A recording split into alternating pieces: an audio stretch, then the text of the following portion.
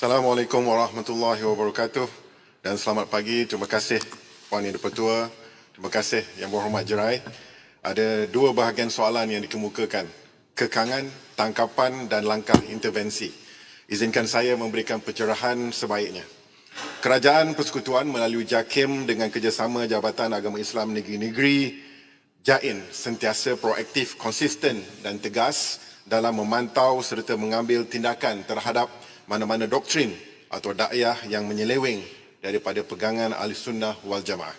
Kita semua sebenarnya sedang berhadapan dengan cabaran baru yang dibawa oleh evolusi digital dan ruang cyber.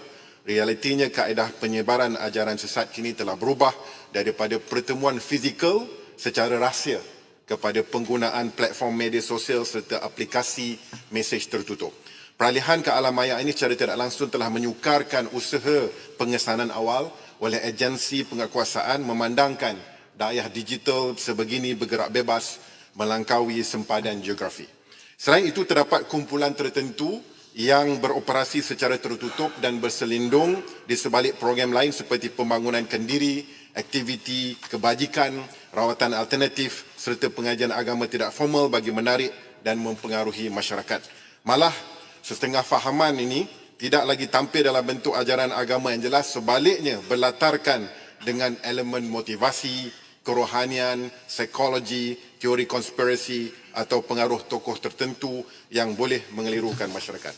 Hasil kerjasama bersepadu yang melibatkan kolaborasi strategik antara JAKIM, Jabatan Agama Islam Negeri-Negeri, PDRM, Suruhanjaya Komunikasi dan Multimedia Malaysia, Majlis Keselamatan Negara, PBT, Jabatan Immigration Malaysia serta Jabatan Pendaftaran Negara, beberapa kejayaan signifikan telah dicatatkan. Antaranya, melalui tindakan penguasaan secara bersemuka, Jabatan Haiwal Agama Islam Negeri Sabah dan PDRM telah membuat tangkapan terhadap 288 orang jemaah Ahmadiyah Qadiani pada 31 Mei 2026 di Sabah. Selain itu, Jabatan Agama Islam Selangor dengan kerjasama PDRM, Jabatan Immigration, Jabatan Bomba dan Penyelamat Malaysia serta Majlis Bandaraya Subang Jaya telah menyerbu sebuah markas Syiah di Pusat Perdagangan Legun Perdana Petaling Jaya serta menahan 226 warga asing. Yang ini kesemuanya adalah warga asing.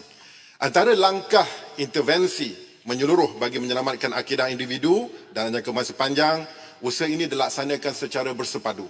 Antaranya, menyediakan khidmat nasihat secara berkala dan berfokus kepada ahli serta pemimpin kumpulan tersebut.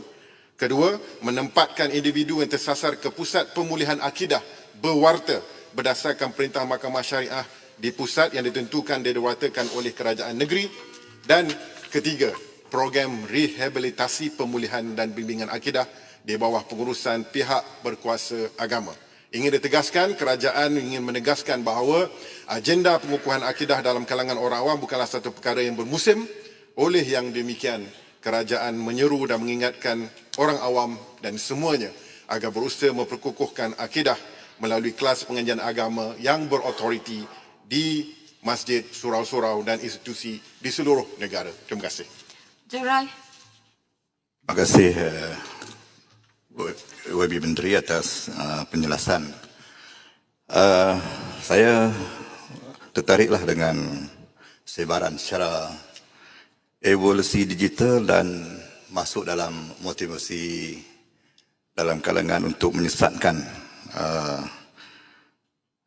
individu-individu dalam negara kita ni. Cuma yang Pak Menteri, kita mempunyai 9.13 juta remaja Islam dalam kalangan belia di negara kita ini, dan mutakhir ini kita lihat pemuda, generasi muda kita ni hilang arah dengan gejala bunuh diri, gejala mencederakan orang lain, mengamuk.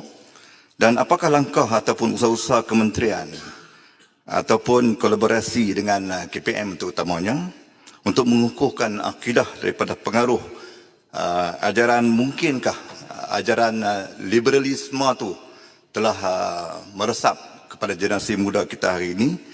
Dan dengan kelemahan akidah yang seperti ini, adakah intervensi yang berstrategik terhadap golongan belia? Sekian. Terima kasih Yang Berhormat atas soalan yang diberikan.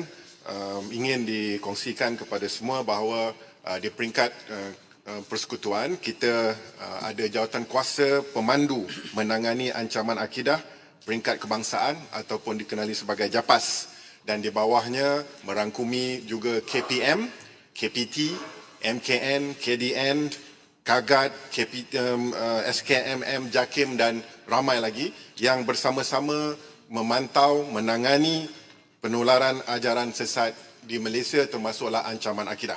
Baik, berkenaan dengan anak muda, kita sememangnya mempunyai pelbagai pendekatan dan juga langkah-langkah untuk memantapkan lagi akidah anak-anak muda kita. Di antaranya kita ada Institut Pemantapan dan Perkadiran Akidah Malaysia (IPHAM). Di bawah JAKIM melaksanakan program pemantapan akidah di Malaysia, termasuklah kepada anak-anak muda kita.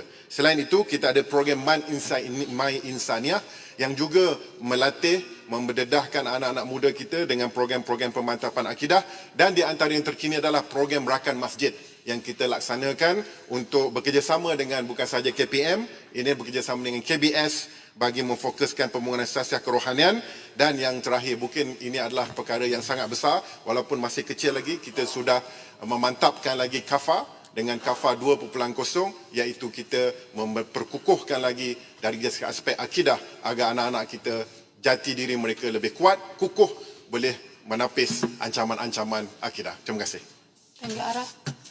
Ya, terima kasih Tuan Speaker.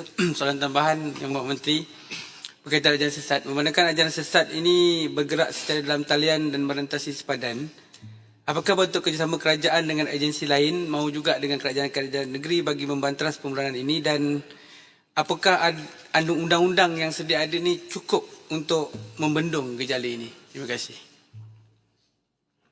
Terima kasih Yang Berhormat. Berkenaan dengan ajaran sesat kini bergerak secara dalam talian dan berentasi sepadan, itu seharusnya diakui dan pihak berkuasa agama dan JAKIM dan seluruh agensi agama mengambil perhatian perkara ini. Oleh itu, kita menangani perkara ini dengan melaksanakan whole government approach ataupun pendekatan keseluruhan kerajaan melalui kerjasama strategi interagensi antara agensi. Sebagai contoh, ya, JAKIM dan JAIN, Jabatan Agama Islam Negeri, kita melaksanakan penyerasan fatwa, pemantauan, penguasaan, pendakwaan dan pemulihan akidah.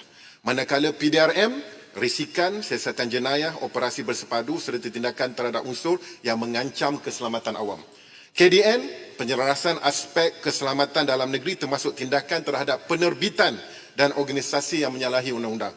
MKN, penyelarasan tindakan strategi antara kementerian dan agensi sekiranya suatu ajaran memberi implikasi kepada keselamatan negara. Dan SKMM, Suruhanjaya Komunikasi dan Multimedia Malaysia, pemantauan kandungan digital dan permohonan sekatan kandungan untuk menurunkan kandungan dan sekat yang menyalahi undang-undang serta kerjasama dengan penyedia platform. Dan yang terakhir, Petua, Jabatan Penegak Negara memberikan nasihat perundangan dan pengukuhan aspek pendakwaan. Inilah yang kita cuba lakukan untuk menjaga, mengawal akidah, ancaman akidah di negara kita. Terima kasih.